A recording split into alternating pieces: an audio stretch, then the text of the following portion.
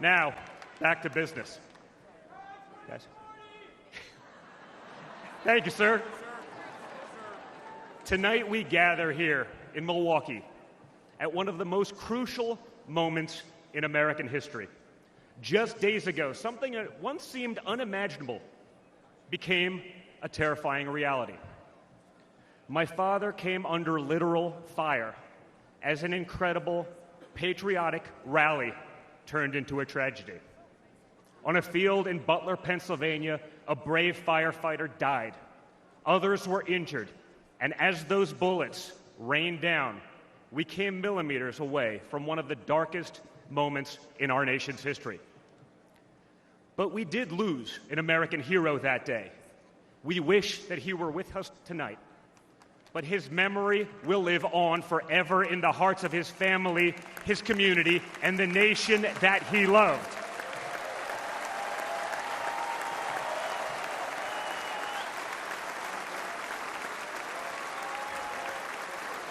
So I would like to take just a moment tonight to express our gratitude for the life and service of American hero Corey Comparator.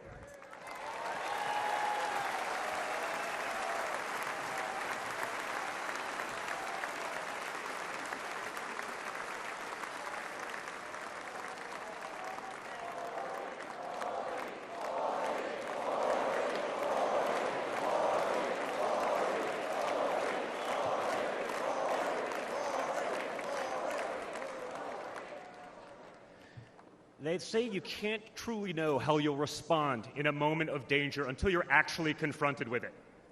So what was my father's instinct as his life was on the line? Not to cower, not to surrender, but to show for all the world to see that the next American president has the heart of a lion.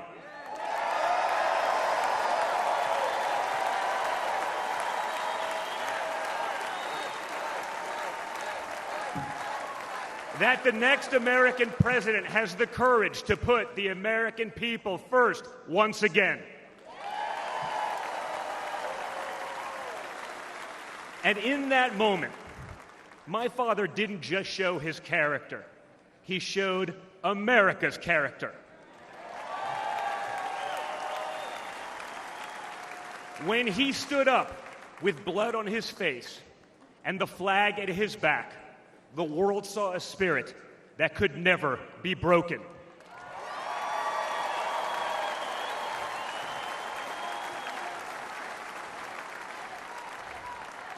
And that is the true spirit of America.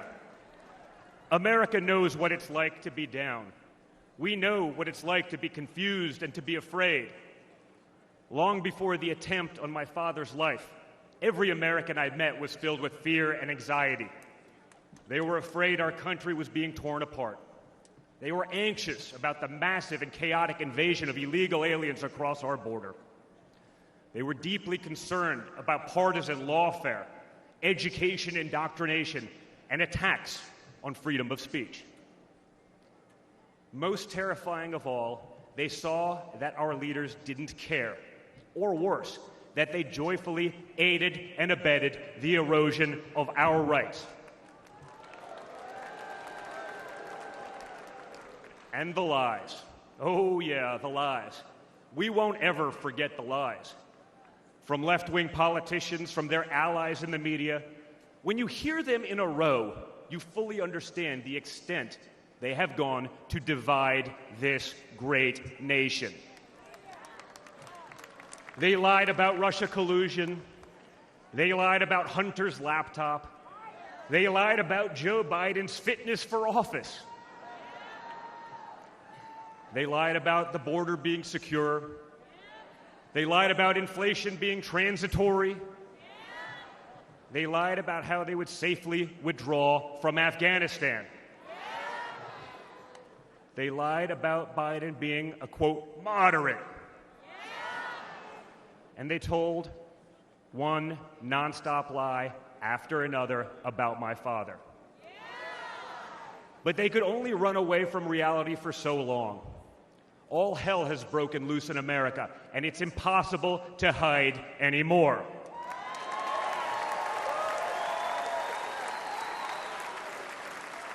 Remember Build Back Better? Instead, we got broke, bumbling Biden. Nothing is built, nothing is back, and nothing is better. Bridges are collapsing, our credibility is crumbling, and our money is worth less and less every single day. It was just one giant bait and switch, and normal Americans are the ones left holding the bag. Housing costs, gasoline prices, grocery bills just keep going up. Wave after wave of illegal aliens, deadly drugs keep pouring across our border. Meanwhile, pro-crime district attorneys have turned our cities into giant crime zones.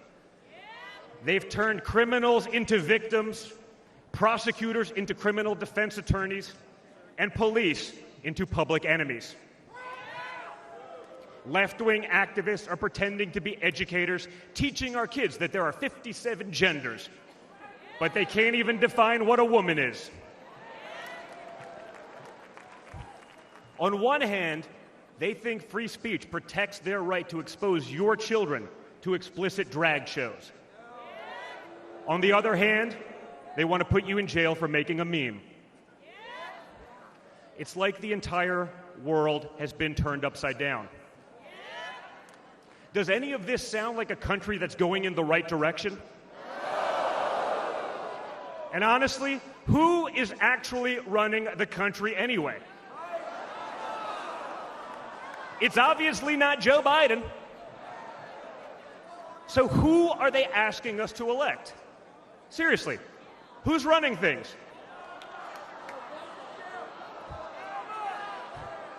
Does anyone really know? Is it Jill? Is it Hunter? Barack Obama? Maybe it's the ghost of Corn Pop.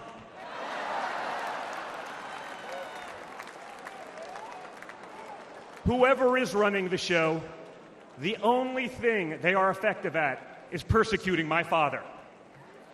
They twisted, contorted, and corrupted the criminal code to turn bookkeeping errors into felonies. They concocted new legal theories out of thin air. They imposed gag orders on my father because the last thing a defendant should be able to do is defend himself, right? They punished him for merely speaking the truth. They say they hate Vladimir Putin, but it sure seems like they've spent a lot of time copying his playbook.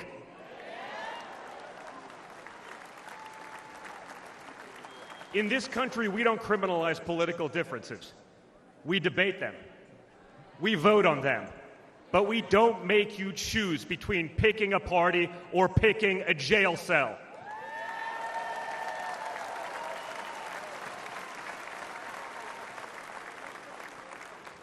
There was a time when the Democrats really wanted what was best for America, even if they had a different way of getting there. It was the party of Franklin Roosevelt, John F. Kennedy, Martin Luther King Jr. You may have disagreed with that party, but at least you could respect it. But this new extreme Democrat Party, they want us to somehow believe that the only way forward is going backwards, where hiring decisions are based solely on race, where justice is only for those with the right opinions, where streets are a luxury only for the elite, where economic opportunity exists only when you know the right people. Right now, the America we all grew up with, the America that we love, feels like an old photograph where you sit down with your children and tell them what life used to be like. You look back at that America and remember a country that was confident and proud, an America that knew who it was and what it stood for. And it could all feel like a distant memory. Somewhere along the way we stumbled. Somewhere along the way we lost ourselves. But we can't live on nostalgia. Yes, America was great, but our greatest days are yet to come.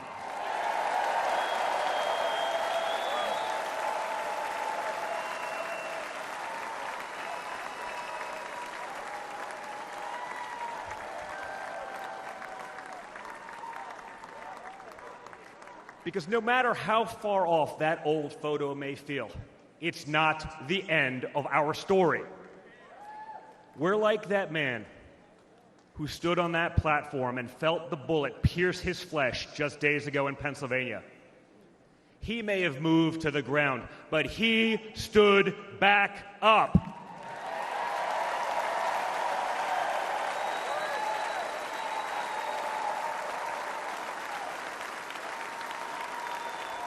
And when he did, my father raised his fist into the air. He looked out at the crowd, and what did he say?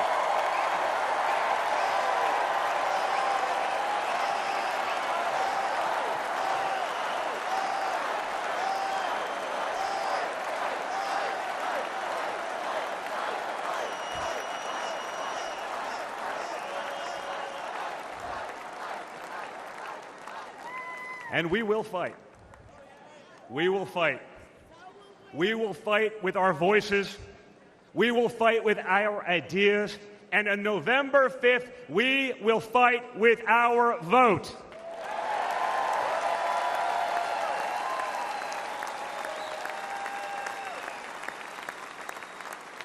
I've always been proud of him, but I've never been prouder of my father than I was in that moment.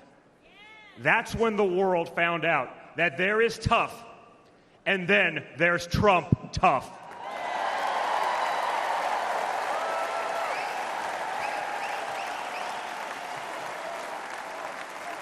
And the good news is, America is Trump tough.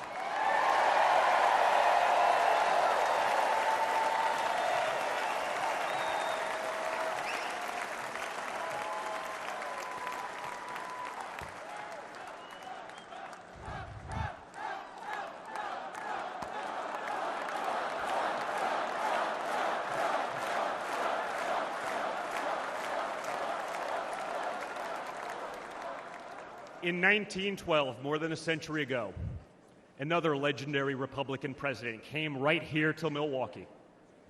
At a political rally less than 1 mile from where we stand tonight, Teddy Roosevelt was struck by a would-be assassin's bullet. But he didn't quit either. He finished his speech and he kept fighting.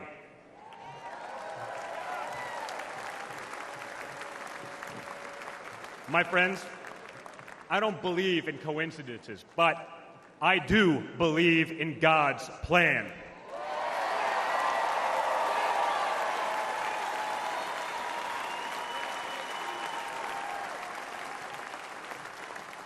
Today, Teddy Roosevelt's man in the arena has a name, and it's Donald J. Trump.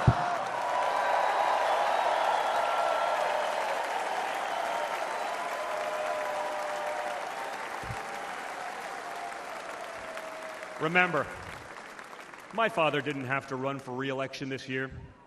He doesn't need the money, the fame, the power. Frankly, he doesn't need the witch hunts, the phony investigations, or the political prosecutions either. But he knew he had to run if there was any chance at saving America.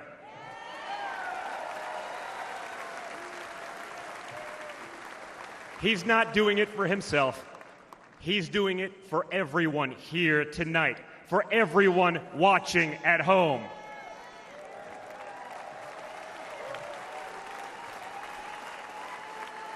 No matter who you are, you can be a part of this movement to make America great again. Look at me and my friend J.D. Vance, a kid from Appalachia and a kid from Trump Tower in Manhattan.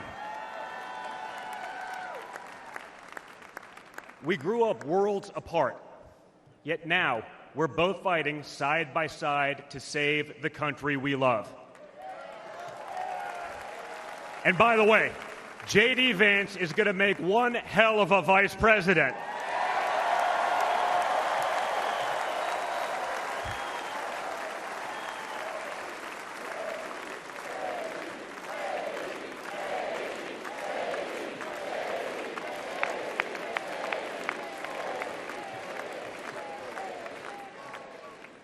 For those of you who have tuned out politics or have never even voted, I want you to know, if you're looking for a better life, a more prosperous future, a safer, more wholesome and patriotic place to call home, there's room for you in this party and in this movement.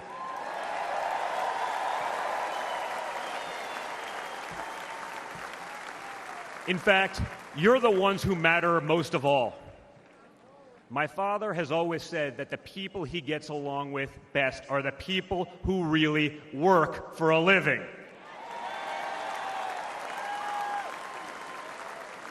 It's because of his background as a builder in construction, right?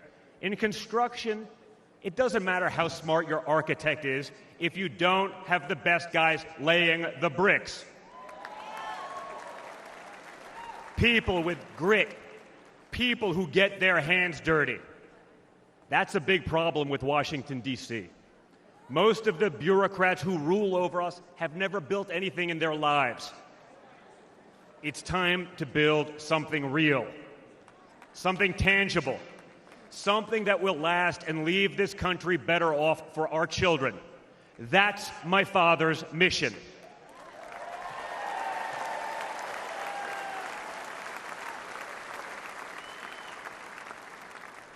This November, we have a choice. It's a choice between one team that wants to build this country up and another that wants to tear this country down. It's a choice between people who are proud of America and people who are ashamed of America. And ultimately, it's a choice between America last and America first.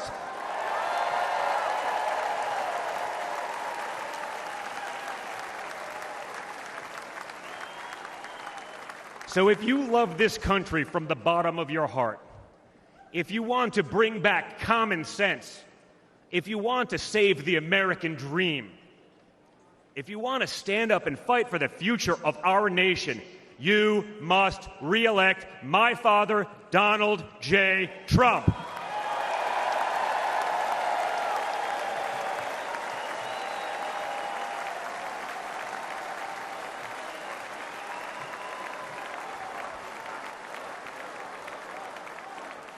Together, we will make America great once again. Thank you. Thank you, Wisconsin.